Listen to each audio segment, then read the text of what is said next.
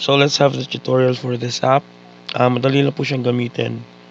So the good thing with this app is ikakat niya yung tinatrabaho natin ng halos isang buong araw just to create all the TOS at saka exams, kasi we have to do the TOS first bago natin isunod yung paggawa ng exam. But this thing, this web app na meron tayo, tinry ko siya, within 15 minutes you'll be able to create the TOS and yung mismong exam na ipapasa mo kalakip nun.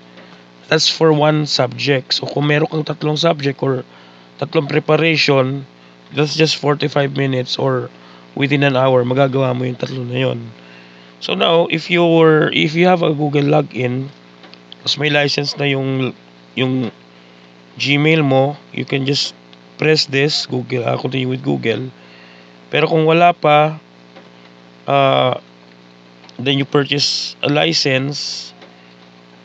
So before you use it first, you have to sign up muna. So lalagay mo yung email address mo dito, kung ano yung password mo, kung ano yung password mo ulit, i-re-enter mo, tapos create account. So pag pinut mo ng create account, it will ask you for a 6-digit PIN na isi-send doon sa email mo na nilagay mo dito. So kung deped.gov.ph, pupuntahan mo yun doon sa email mo. Now if you already have an account, let's say hindi siya Google, take for example, itong sa akin,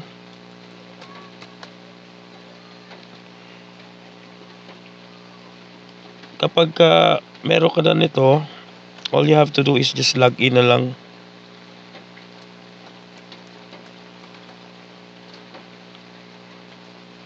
Okay, so when you log in, ang kauna-unahan pumubungad sa inyo, so you have your dashboard.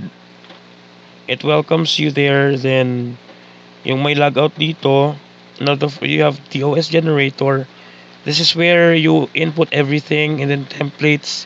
This is your storage for what you accomplished dito sa TOS generator. So you press TOS generator, lagyan nyo lang template name, let's say entrep, tapos third periodical test, yan po. Then all you have to do is i-pull up nyo muna yung inyong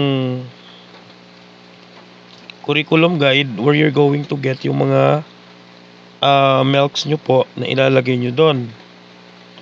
So for example, ito, gagawin ko siya actual, although this is just an example, pero this is an actual thing that I'm doing. So for example, 2 hours, sunod-sunod lang po hanggang na cover nyo na actual.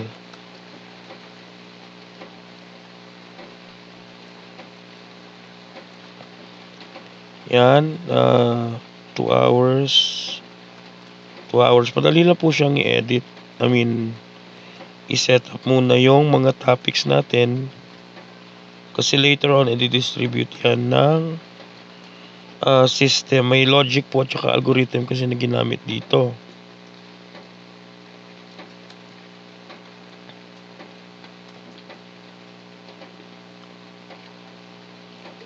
Yan po.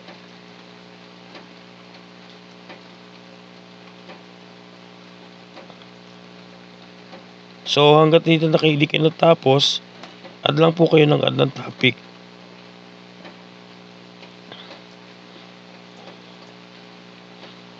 Okay.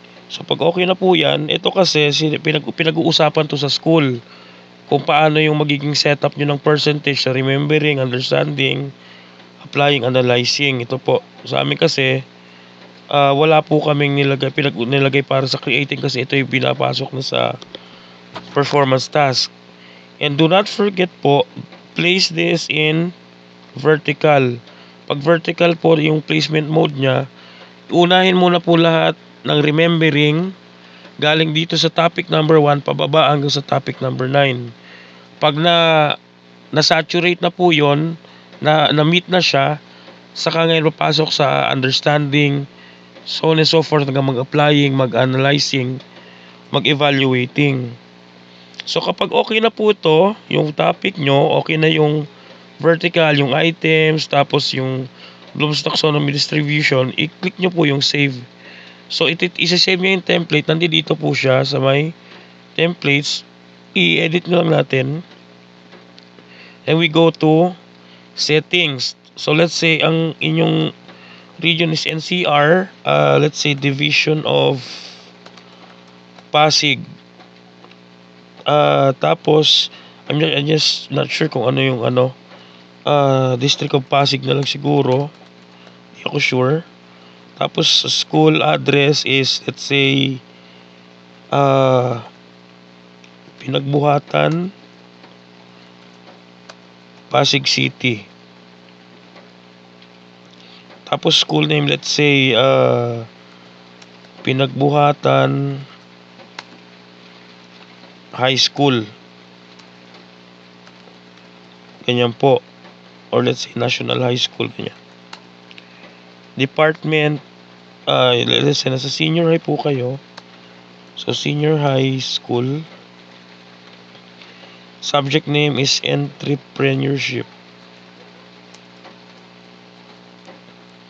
And then grade 11, tapos third quarter, school year 2025-2026.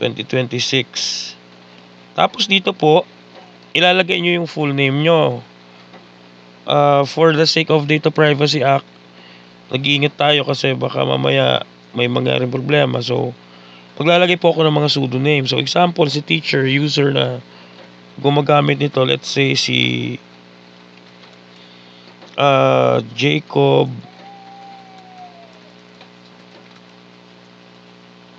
R. Rosales. Let's say siya po ay T3. So, basic yan, siya po ay naka-prepared by. Tapos, yung kanyang master teacher, let's say si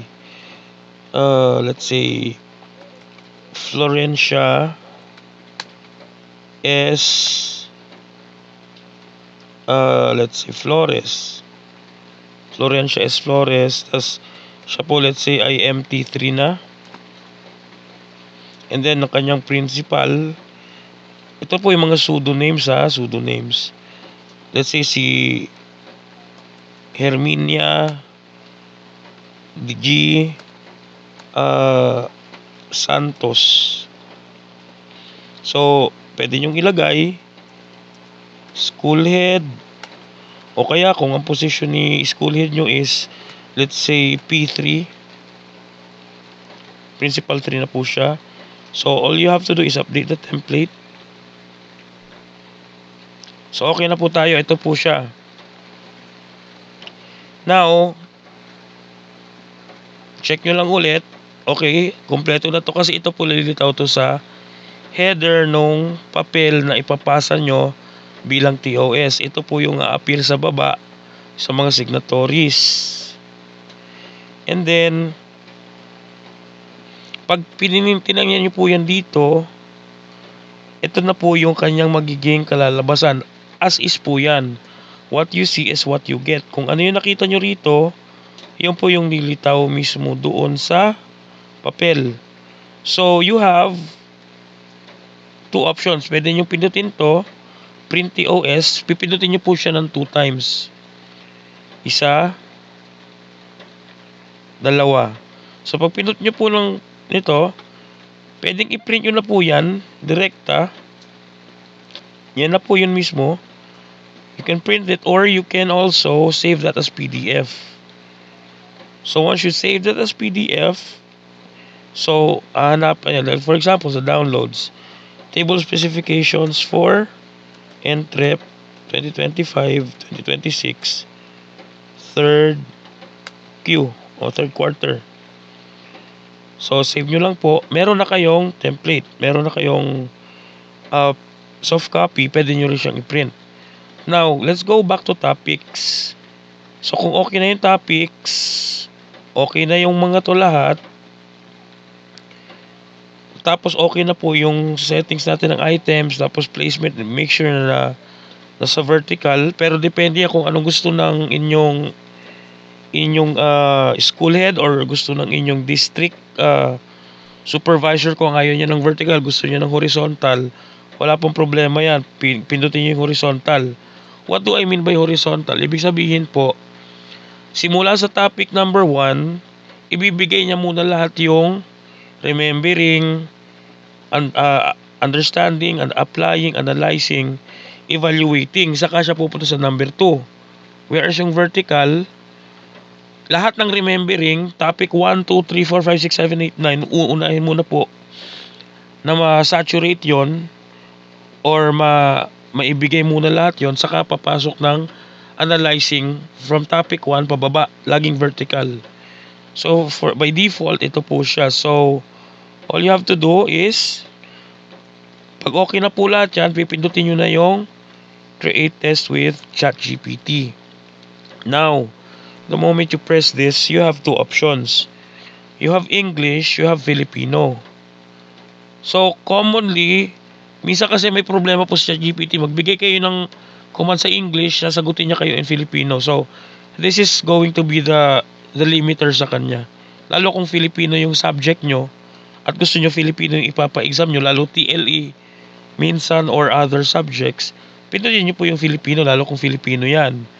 Pero most naman po ay English. So you press English, and when you press English, kung ano man language, automatic ibabato kayo nitong app natin sa ChatGPT. You have to wait kasi lahat po ng parameters na in-input natin dun sa app ay ibabato po kay ChatGPT yon. So wala kayong itatype dyan na iba.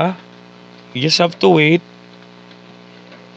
until everything is nakaset na po dito sa ChatGPT app. Po siya, generate na siya. So wala po kayong gagawin kasi yan po in-auto-populate lang galing doon sa app natin papunta rito. So ipapasa yan ni app, i-call niya si ChatGPT, bibigay lahat ng parameters. Wala na po kayong gagawin. All you have to do is press enter. So kapag nag-press kayo ng enter, lahat po ng andyan na parameters susundin niya, including po yung hindi siya pwede magbigay ng pinakabais na mahabang sagot kasi minsan hinuhulaan ng estudyante ko na pinakamahaba, akala nila yung tama. So meron po yung sala dito, merong filter po na ginamit dito.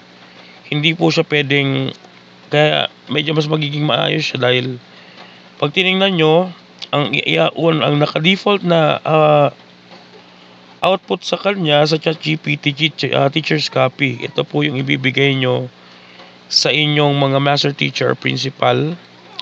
Yan po. All you have to do is copy paste it sa Microsoft Word. I-save nyo kung anong format ang ano. Basta nakalagay na po dyan yung item, tapos yung 4 na options. Andyan na po yung answer key, andyan na po yung topic, kung saang topic ito kinuha, at saka ano pong Bloom level ito, kung ito by understanding, ito by remembering, applying, so on and so forth. Yan po. So ganun na po yan. Tatapusin niya hanggang 40 items kasi yun po yung nakalagay sa parameters. Now, kung halimbawa po, so again, ang default na ibabato sa inyo yung teacher's copy, which is very important yun kasi yun po yung pinapasa, nakalaki po ng TOS. Alright, and then po halimbawa tapos na siya sa 40 items. This time, it's your turn to create yung para sa estudyante naman. So hindi niya po agad-agad ibibigay yung para sa student's copy. So mapasin nyo, tatapusin niya yan hanggang 40. Yan, ma-check nyo rin kung tama ba, nasunod ba yung placement doon sa Bloom's Taxonomy. So now, dahil wala kayong student's copy, papatest nyo po yan sa mga bata. Sabihin mo lang kay ChatGPT, give me the student's copy. At ibibigay niya po sa inyo yung kopya niya na pang estudyante. Wala pong answer key, walang topic na pinagkunan, walang Bloom's Taxonomy level kasi that's only for teachers access. Ganyan po sa kadaling gamitan. So copy paste po, tapos bahala na kayo kung gusto niyo lagyan ng design, ng logo ni ni DepEd, lahat. It's up to you kasi kayo magpapa-reproduce niyan para ipamigay, ipatest sa mga bata.